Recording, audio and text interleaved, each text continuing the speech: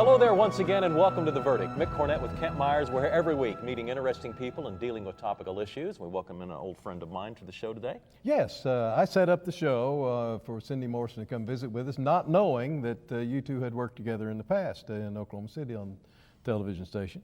And it's a nice coincidence, but we're looking forward to hearing about a word called socialvention. Social media is one of Cindy's many talents, and she's an expert on the subject. She's going to teach us a lot about those things, and she's also written a book we want to hear more about. So Cindy Morrison today on The Verdict. We'll be right back.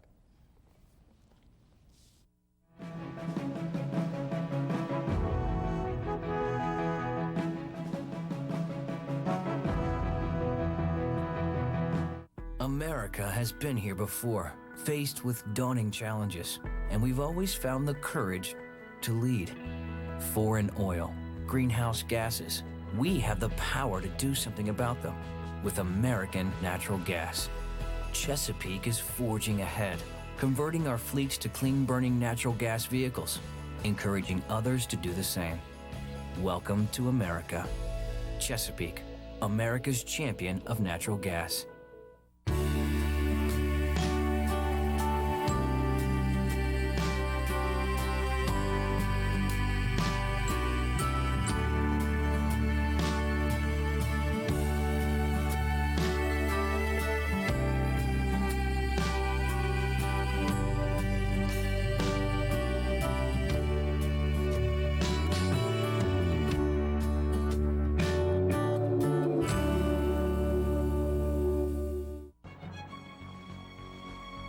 Wilsey, Meyer, Eatman, Tate. We're accountants. We do taxes, business valuations, estate planning, and consulting. And we're right here in Oklahoma, working with the owners of small and medium-sized businesses.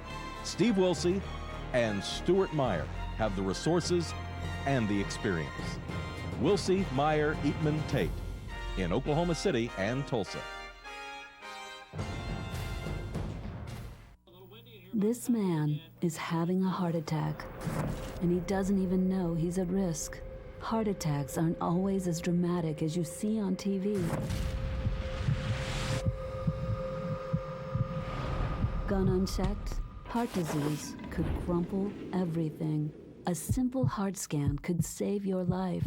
Get a $50 heart scan at St. Anthony, the most trusted experts in cardiovascular care.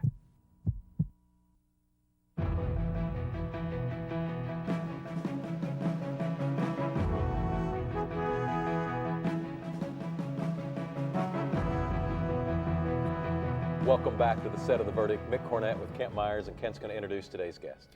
But today we're really pleased to welcome to the set of The Verdict here in Tulsa, Cindy Morrison. Cindy is a face that will be familiar to you folks in Tulsa as well as Oklahoma City if you ever watched television. She did 20 years as a TV anchor and investigative reporter in both the Tulsa and Oklahoma City markets. During that time she had really an illustrious career. She won an Emmy. She won a Peabody Award. She won the Gracie Allen Award in connection with her coverage of the Oklahoma City bombing. She's also an author, and we'll talk more about that, but she's authored a book called Girlfriends 2.0, which we will talk a little bit about and recommend to you. She has been on such shows as Good Morning America, CBS, Fox, you name it, she's been there. Talking about social media, talking about reinventing yourself, and a lot of things that will be very helpful and interesting to our viewers. So Cindy, welcome. Great to be Glad here. to have you. Good to see you again. Good to see you as well. Yes, and the social media. Why do we need to know about social media? What's the allure there? Well, I love it when people say, this is a big old fad. Well, Twitter, certain platforms may be a fad, but the fact is, the consumers out there are sort of taking their power back. They now want to be able to talk to corporations and talk with individuals and hear, so they can have their voice heard. And I think it's a perfect example of a free way that everybody has the same voice and they can get out there and talk about whatever it is they want to talk about. And many times it's talking about their own brand or getting the attention of a company out there that they can't get through on the 1-800 number. Mm-hmm. How has this changed? How has this changed people and relationships and media and advertising Why is it different now than it was before social media took over? If you have a really great social media strategy, sometimes it's hard to go then pay for newspaper, television advertising. What I like to say is, if you use them in conjunction with each other, it can be very powerful. Because the fact is, people are still reading newspapers and they're still watching television as people are watching the show. We certainly hope so. Yes, exactly. But if you use that in conjunction with, I akin it to a big crowded party. Instead of walking up to people on the street and saying, hey, I want to talk business with you, and trying to get them to come to your website or come to your storefront, instead you're going to a party where 750 million people are on Facebook alone. They're active users. So go to that party and network and sell your wares and let people get to know you. In this economy, folks want to do business with people they know and trust, and they can get to know you if you're not shouting business all the time through social media. How does a social media strategist work? What do you tell people to do and not to do that improves their opportunities to be successful? That I know it all. No, I'm kidding. Just ask me, I'll tell you all about it. No, I've used strategy when I had been laid off from a TV station where I'd been for 12 years and decided to write this book. I had no advertising dollars. So I had to do all of that myself, and I did it through Facebook and Twitter. Built my following from about 1,000 followers up to 20,000 followers. And the first month that my book came out, I sold more copies of it, self-published, than 97% of first-time authors ever sell. Not a dime spent on advertising. But it was letting people get to know me, get to know the process. I had, a hot topic, layoffs and how you reinvent. So I've seen that it works. And now when I work with clients, if you're strategic, you're not on there playing mafia games on Facebook and farming animals and all that other silly stuff. And that's great if you have time for it. But how you strategically can do it for 20 to 30 minutes a day that will help you sell your brand, yourself, whatever your, platform is that you want to talk about. It's really an entrepreneurial dream. I mean, if you have an idea, if you have a concept and something small, it's a way you can really enlarge the information about your product. I now have about 30,000 people who follow me through all the different social media platforms. And, it's nice to know that when you speak, people will listen and they interact and they engage, and that's how I've ended up getting clients across the country. When you get a client or someone that's interested in becoming a client, what do you do at that step? Do you get acquainted with them? Do you try to find out what their needs are? Do they sign a contract? What's the Well, contracts are always good, but just saying, money's even better.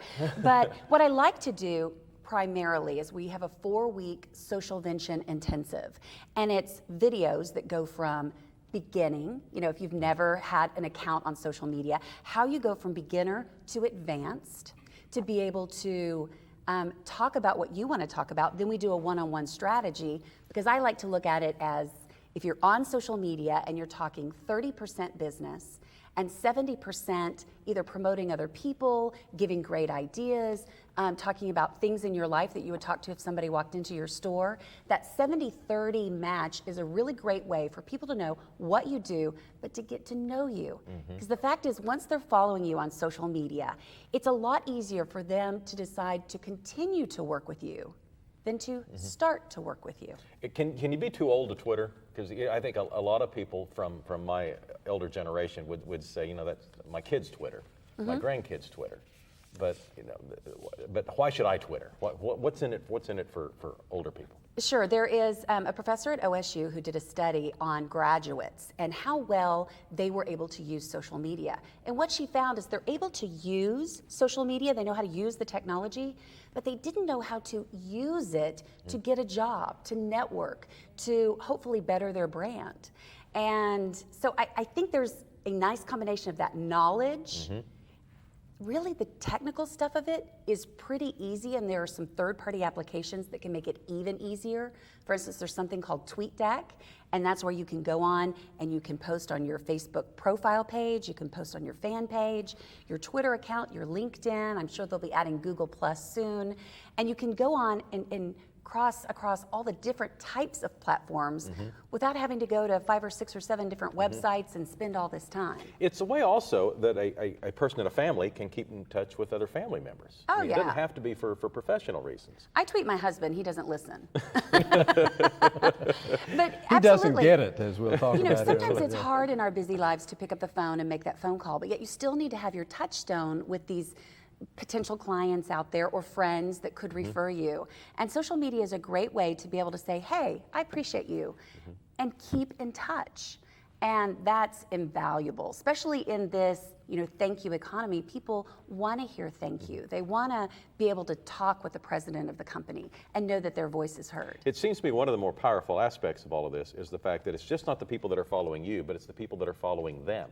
If they choose to pass your information, your name, your address along to other people. And I guess that works across social media. So really it's the power, that it's almost this infinite trickle-down effect of the communication.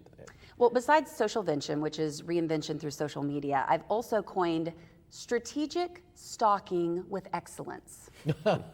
Okay, let me say that again, not creepy, strategic stalking through excellence. And what you can do is you think of people with their followers as their sphere of influence. So what I did is I made a list of all these people that I wanted to make connections with, and one of them being Tori Johnson from Good Morning America.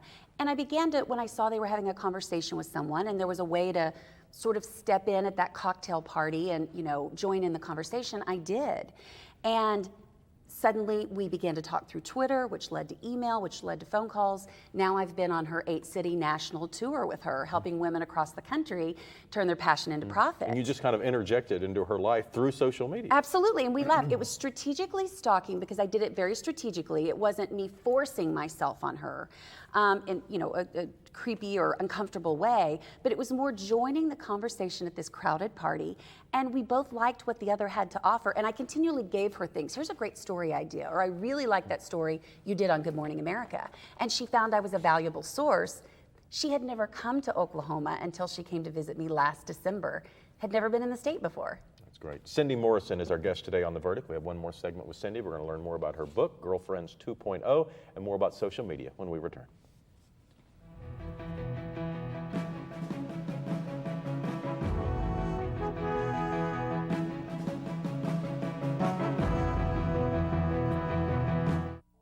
The thing that has made the most sense for me is realizing that I am still an educator, and that is what I do at the Chickasaw Nation.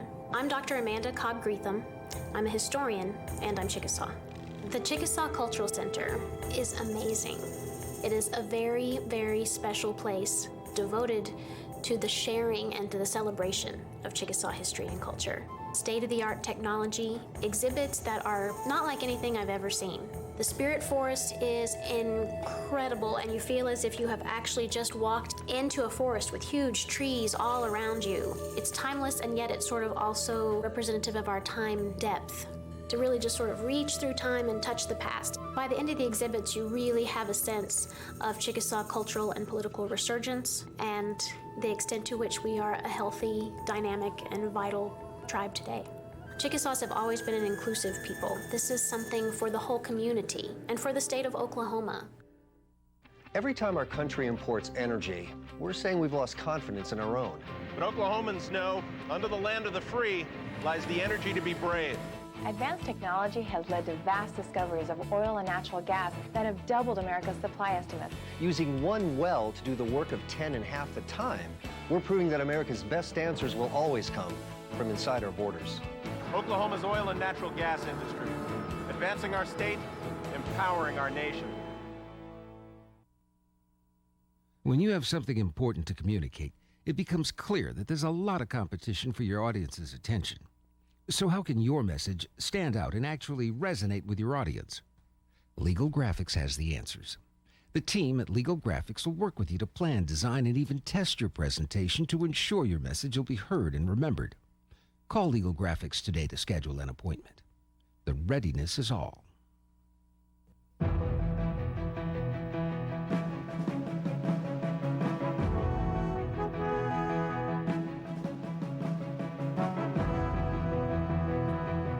Welcome back to The Verdict. Our guest today is Cindy Morrison. She is currently working on a number of projects, including social media. But I want to talk to you a little bit about your television career, a very successful career in the state of Oklahoma.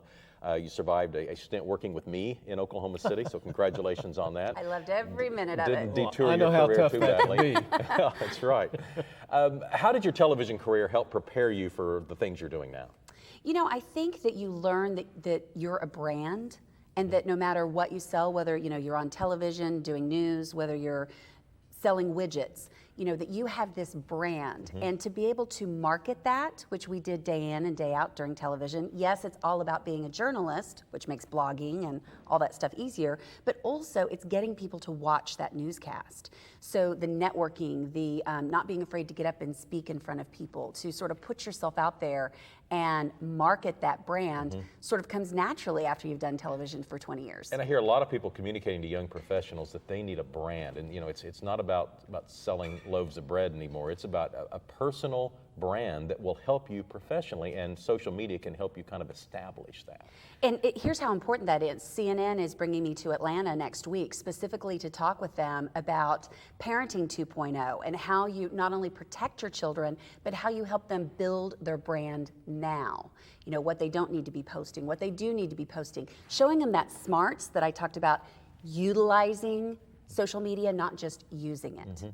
And starting to build that platform now because that's valuable real estate. It seems to me that, a lot of ideas and questions are flooding around based on what you've said, but it seems to me that some of that Parenting 2.0 would be useful to our educators.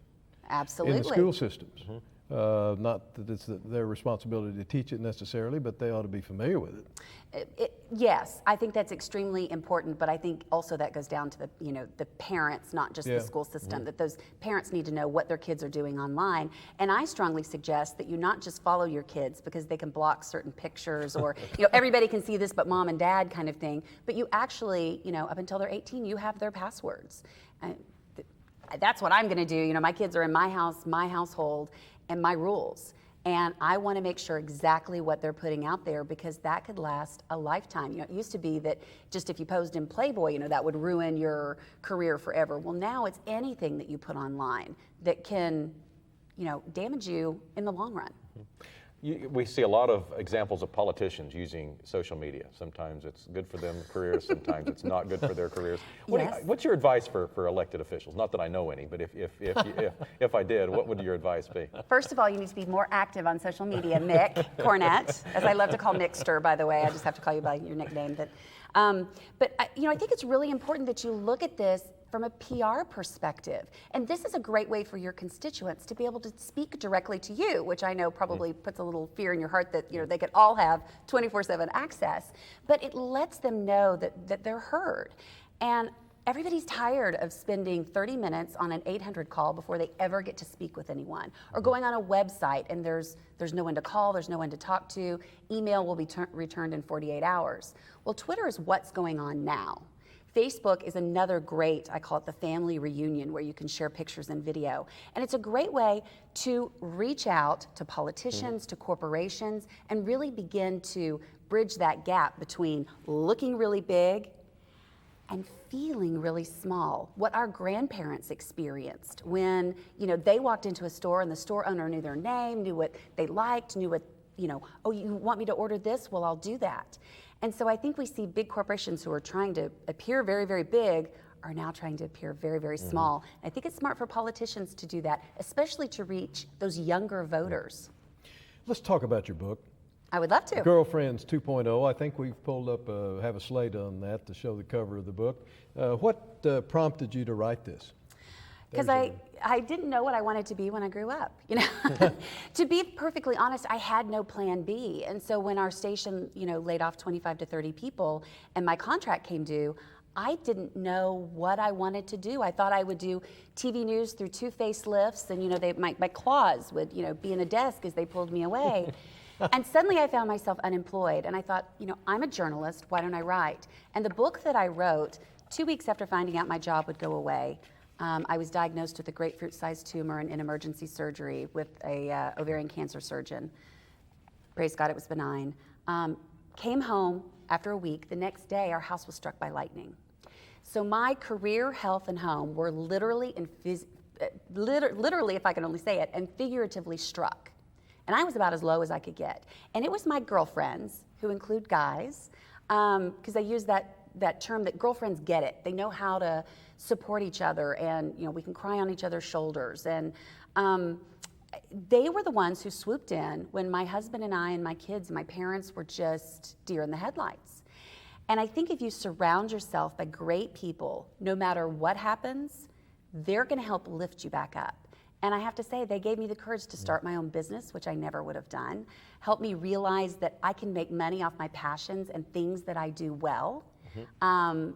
Never to say that I won't ever work for corporate America again, but gosh, they started me on a journey I never dreamed of in 40 years. and so I'm just a big believer, even though, yes, this is a chick book. It's all about rebooting and upgrading your girlfriend network. And guys, too, who you surround yourself by personally and professionally. Because when the times get tough, Susie Sabotage, Helen Hayter, Gail Gilt, Just Don't Get It, Gidget, Wear Out Wanda, those people will be nowhere around you.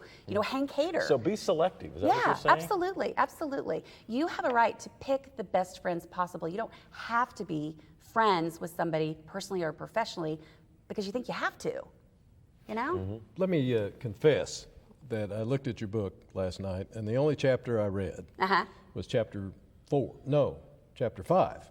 Why guys don't get it.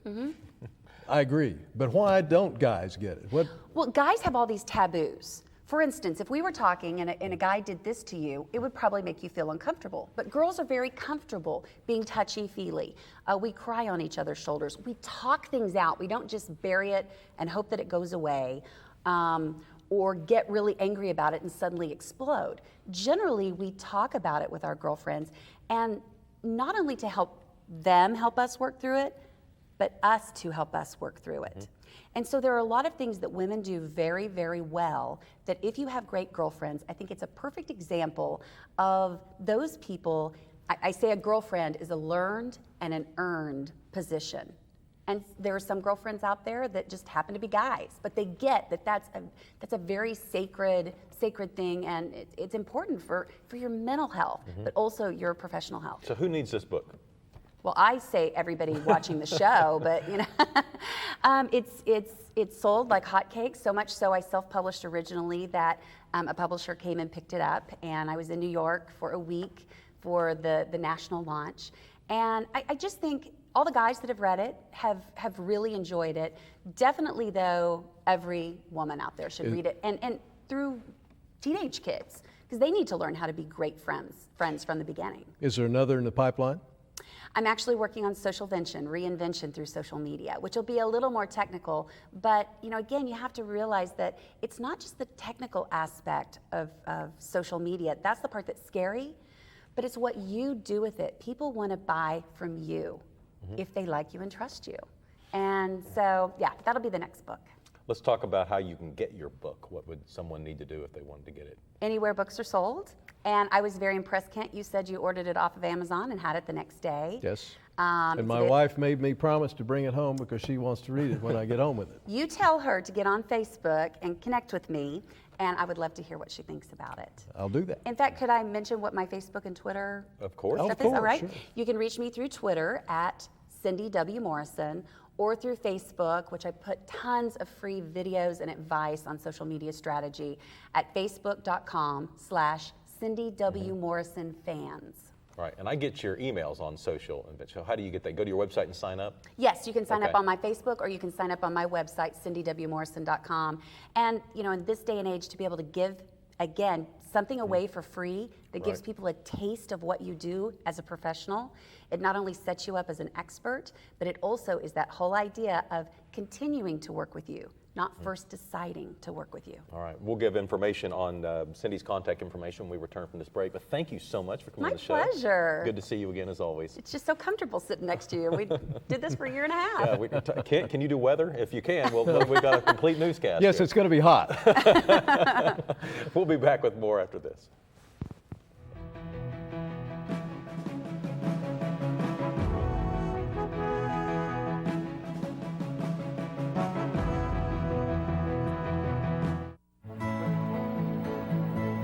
good life comes naturally to Tulsa, where nature's beauty is matched with an eye for aesthetics. A legacy of neighborhoods graced with lawns and landscaping and handsome homes. A place that seems to have patented an ideal lifestyle. Bank First is loyal to the quality of life Tulsa assures its citizens, to the priority placed on education, culture, and growth. Loyal to builders who transform raw land into residential charm. Developers who see opportunity and add vitality to Tulsa's economy. Bank First serves both enterprise and private lives that need a loyal partner. It's how we help nurture this city's very good life. Bank First. Loyal to Oklahoma. Loyal to you. In Oklahoma, we enjoy a high quality of life due to good, well-paying jobs. Commercial real estate professionals play a significant role in bringing new businesses and investments to Oklahoma. The commercial real estate community has come together to market Oklahoma's commercial properties nationwide through a free public website, okcommercialproperty.com. We are invested in keeping Oklahoma strong and growing because economic development ensures quality of life. The Journal-Record is pleased to be a sponsor of The Verdict. The Journal-Record, since 1903, the best source of Oklahoma business news and legal information. And for almost 30 years, Oklahoma political, government, and business leaders have turned to the McCarville Report for accurate, reliable, inside information. Visit the McCarville Report online.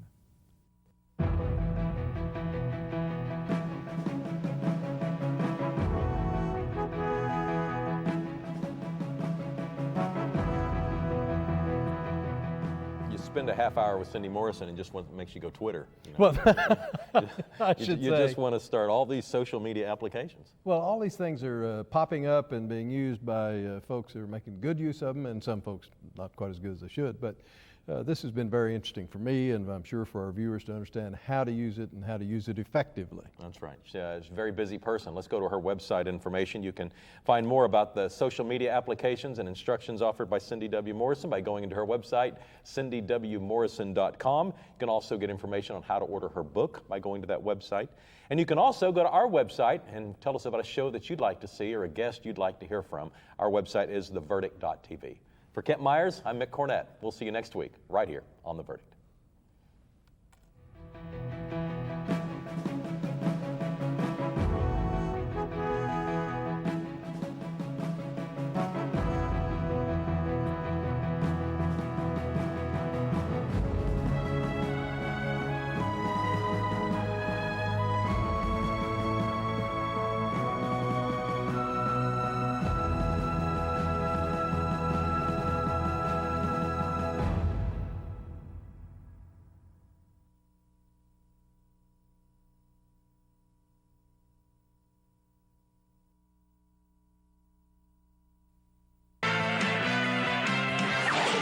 The preceding program was produced exclusively for the Cox Channel.